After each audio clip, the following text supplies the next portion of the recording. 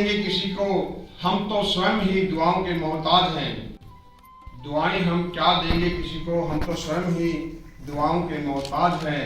हम खुद नतमस्तक उस तिरंगे को जो भारत माँ के सरताज हैं। सिर्फ 2 कदम दूर किनारा होगा, कितना हसी वो नज़ारा होगा। बस दिल में बसा लो अपने देश को, फिर जो सोचोगे वो तुम्हारा होगा, फिर जो सोचोगे वो तुम्हारा होगा। जय हिंद, जय भारत, जय महाराष्ट्र। मैं नायक दीपचंद पंचग्रामी, गांव पावड़ा, हिसार, हरियाणा का रहने वाला और कारगिल युद्ध सहभागी, महाभारती और उनके सपूत स्वतंत्रता सेनानी जाबाज सिपाहियों को नमन करते हुए आप सभी को 26 जनवरी की बहुत बहुत हार्दिक बधाई देता हूं। मैं Mahavir education society chairman Sanghvi साहेब, मैनेजिंग डायरेक्टर राहुल संघवी साहेब, Sheetal madam ji, college dean Priyanka madam ji, सभी कॉलेज के प्रिंसिपल स्टाफ को रिपब्लिक डे की बहुत बहुत हार्दिक शुभकामनाएं देता हूं। हर हृदय की गहराइयों से अभिनंदन करता हूं। वतन हमारा ऐसा ना छोड़ पाए कोई, वतन हमारा ऐसा ना हो छोड़ पाए कोई, रिश्ता हमारा ऐसा ना हो कि तोड़ पाए कोई। दिल हमारा एक है हमारी जान, हिंदुस्तान हमारा है और हम हैं उसकी शान। सैनिक के लिए बहुत सुनहरा पल होता है ये सब सुनने के लिए, क्योंकि हर सैनिक को ये मौका नहीं मिलता है एक देश के लिए जिस चीज़ के लिए भर्ती हुए हैं वो उसका कुछ फर्ज निभाएं। क्योंकि बहुत से सैनिक सेना में ऐसा नहीं कि वो अपनी सेवा देते हैं, मगर बिरले ही होते हैं जिनको युद्ध लड़ने का मौका मिलता है। उनमें से मैं भी एक था, क्योंकि भगवान का बहुत असीम आशीर्वाद था हमारे ऊपर, तो हमारे बटालियन को कारगिल लड़ाई लड़ने का मौका मिला। पहला ही हमारा जो टारगेट था वो थी तलोलिंग के ऊपर हम लोगों ने 48 घंटे का हमें टाइम मिला पहुंचने के लिए, लेकिन हम 24 घंटे के अंदर ही द्रास सेक्टर के अंदर पहुंच चुके थे और हमने रातों रात अपनी तोपों को तलोलिंग पहाड़ी पर चढ़ा दिया गया। तो वहाँ से हमारी लड़ाई की शुरुआत हुई थी। चार्ली 2 पर मैं था।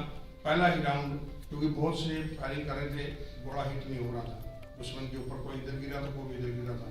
जब हमारी बटालियन गई तो पहला ही, जब भगवान बोलते ना कि देता तो छप्पर फाड़ के देता है, तो पहला ही राउंड हम लोगों ने फायर किया और पहला ही राउंड हिट हो गया। तो ये मेरी यूनिट और हमारे लिए बहुत फख्र की बात थी, क्योंकि उस गन तोप के ऊपर मैं था, नायक दीपचंद चार्ली 2 पर। तो ये तो थी अभी की बातें, लेकिन युद्ध का है कि युद्ध बीत चुका था। 20 साल हो चुके हैं उन चीज़ों को। हमने कभी भी ये नहीं सोचना कि मैंने ये किया है वो किया। जीवन में आप कुछ न कुछ करते रहो जब तक कि आपके शरीर के अंदर सांसें चल रही है। इस मातृभूमि के लिए हर आदमी का कर्तव्य बनता है कि इसके लिए कुछ न कुछ करके जाए। मेरी बटालियन ने 8 जगह गन पोजीशन चेंज किया था। हम मोटर्स लेकर के कंधों पर चढ़ते थे। तलोलिंग के अंदर हमारे एक जवान सूबेदार भगत सिंह साहब शहीद हो गए थे।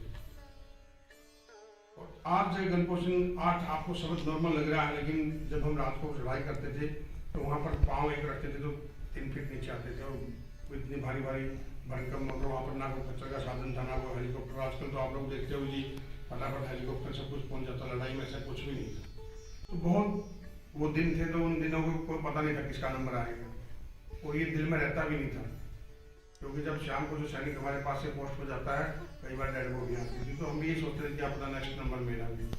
सेना का एक ही एम रहता है, जो तिरंगा है हमारा, मैं से हम हो जाते हैं और हो नहीं जाते। जब तक वो सैनिक जिंदा रहता है वो कभी भी नहीं बोलता कि सर मैं गुजराती हूँ, मेरा समाज है। वो देखना रिटायरमेंट होने के बाद भी पूरे भारतवर्ष के बारे में ही सोचता है। तो हम लोग ये 26 जनवरी पर बहुत कुछ बोलते थे, 15 अगस्त को याद करते, लेकिन हम अपने इस जमीर को नहीं बदली कर सकते। जमीर में हमारे अहंकार रहता है। लेकिन हमें सेना में, मैं 17 साल का जब भर्ती हो गया था, हमें सेना में ये चीज़ें सिखाई गई और हमें बहुत संतुष्टि से रहना। सेना बहुत कुछ सिखाती है। अगर हम सेना को फॉलो करके चले ना, तो मैं बताऊं जीवन में कभी भी दुख नहीं आ सकता। नौकरी किया जिस इंडियन आर्मी के अंदर, बहुत से आदमियों को ये वर्दी नहीं है हमारी अंदर आत्मा है, क्योंकि हर आदमी को ये वर्दी नहीं मिलती। आप हर चीज़ें खरीद के पहन सकते हो, लेकिन ये वर्दी खरीद के नहीं पहन सकते। और पहनने के बाद में भी थोड़ा सा जिगर चाहिए सैनिक जो होता ना वो कभी भी मरने मार से डरता नहीं। जब हम टाइगर हिल की लास्ट टाइम लड़ रहे थे तो मेरा दोस्त बोलता था स्टार्टिंग से ही कि मुझे कुछ हो गया तो आप मेरे भी बच्चों से मिल के आना, अगर आपको कुछ हो जाएगा तो मैं जाऊँगा। सारी पोस्टों को कब्जा कर लिया था।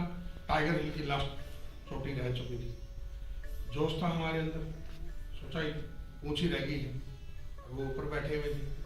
तो दिन में ही हम लोगों ने अपने घर को चढ़ा दिया 12 बजे तक। वो भी देख रहे थे कि आ जाओ बेटा नजदीक। झरना बह रहा था, तोहफे लगा दी और वो ऊपर बैठा हुआ, हमें भी नहीं पता क्योंकि हम तो जोश था हमारे अंदर, जोश के साथ होश भी था, ऐसी बात नहीं थी। लेकिन लगा दी तोहफे तो सोचा यार रात को फायरिंग करने से अच्छा है, हमारे ऑफिसर ने बोला 1 राउंड फायर कर लो ताकि रात को परेशानी ना हो। जैसे 1 राउंड हमने फायर किया, वो इंजारी का 1 राउंड फायर करना था और उन लोगों ने इतना बुरा हाल कर दिया हमारा कि क्या बताएं। हमारे जो पीछे टैटू कंपनी थी, जो लंगर थी, ये वो सब आदमी सब उड़ गए। मतलब जिसको जहाँ उड़ रहा उसको, जिसको जहाँ दिल करता है छुप जाओ, जान बचाओ। और वहाँ कोई भी बंकर नहीं था, कोई पत्थर के नीचे बैठ रहा है, आप मानोगे नहीं। डर के आगे बोलते ना कि बहुत कुछ काफी है। हमारा एक कुक था, तो नहीं पता कि मैं कहाँ घुस रहा हूँ, बेचारा आटे की बोरी में घुस गया। आज हमें हंसी की बात आती है, लेकिन जब मौत आती है तो बंदे एक चेयर कुछ किसी का भी चद्दर का भी सहारा लगता है कि यार चद्दर ही उठ गई कम से कम। वहाँ पर ऐसा था कि सबको बोल दिया था कि जान बचाओ। इतना उन्होंने आर्टिलरी फायरिंग किया था, बहुत ज़्यादा।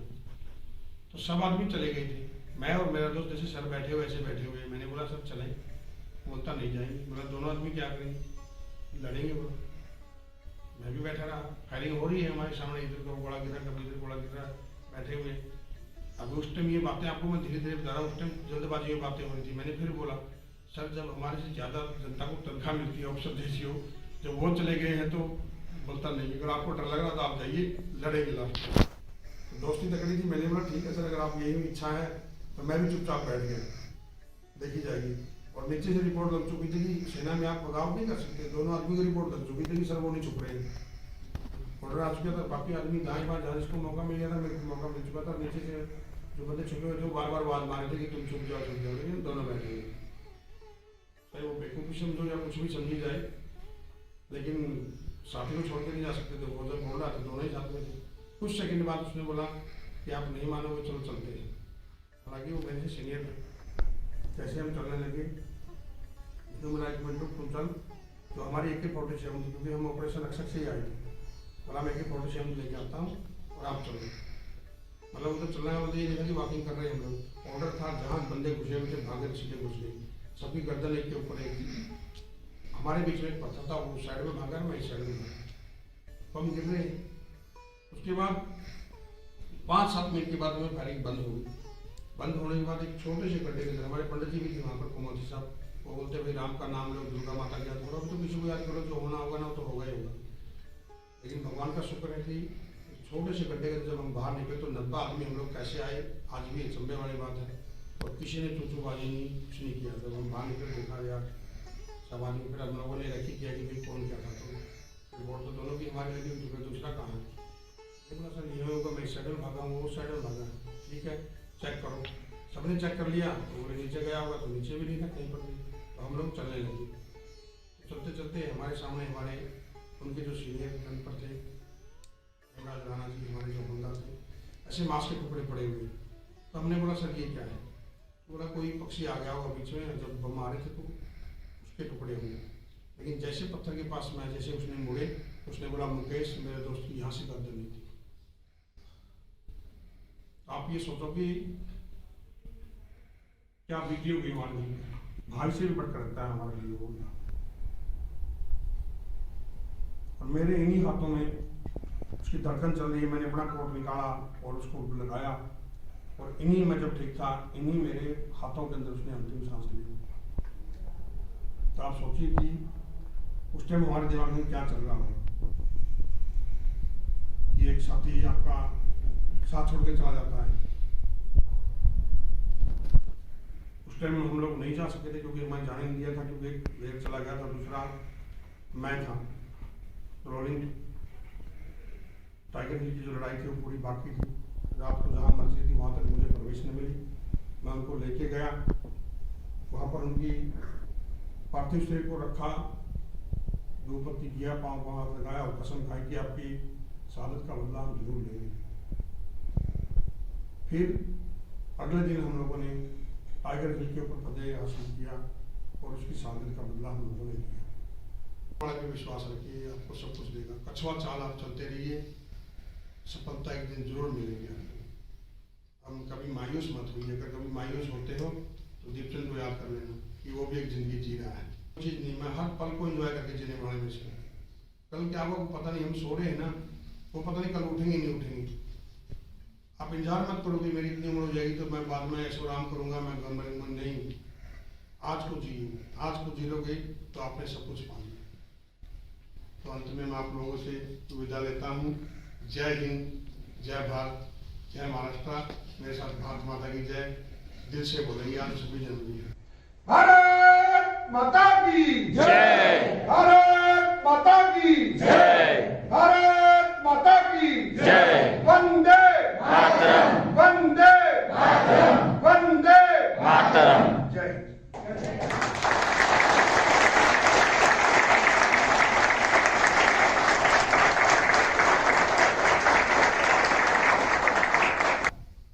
ह्यांचे जे मुलं आहे ह्या 21 मुलांचे, त्यांना आपला इंजिनिअरिंग कॉलेजला किंवा पॉलिटेक्निक कॉलेजला फ्री ॲडमिशन कॉलेजचा 4 वर्षाचा खर्च आपली कॉलेज भरवणार आहे.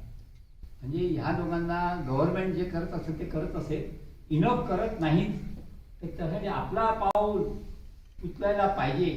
आर्मी ऑफिसरला आणि त्याला ॲडमिशनमध्ये प्रायोरिटी देणे, हा प्रायोरिटी देण्यापर्यंतच मर्यादित होता. आत्ता मी त्यांना अनाऊन्स करून असं सांगितलं की ह्या 4 वर्ष आम्ही त्या विद्यार्थ्याची फी घेणार नाही आणि फ्री ऑफ कॉस्ट एज्युकेशन हा लोकांना देणार. आत्ता आपली ही स्कीम 21 लोकांच्यापर्यंतच मर्यादित आहे, पण आपली प्रायोरिटी लिस्ट चालूच आहे. पण आपले 1889 रेजिमेंटचे साहेबांना सांगावं की आम्ही पण काहीतरी पावलं उचल करतो. पॉलिटिकल लोकांना न बोलवता तुमच्यासारखे आर्मी ऑफिसरला बोलून रिस्पेक्ट देणे. बहुत तहे दिल से पूरे कॉलेज की तरफ से शुक्रिया अदा करता हूँ. और सर कभी टाइम निकाल कर आप अपनी कहानियां और हमें बताएंगे, हम कतई बोर नहीं होंगे. हम बहुत चाहते थे लेकिन आप बिजी हो, हमें पता चला कि आपको जाना है. हम तो चाहते हैं कि ऐसी स्टोरीज हम क्योंकि ये रियल हीरो और रियल हीरो का फर्क क्या है ये हमें सब पता है. We are well matured now. तो आप सच में रियल हीरो हो एंड हम सभी तहे दिल से आपको सैल्यूट करते हैं सर. जय हिंद.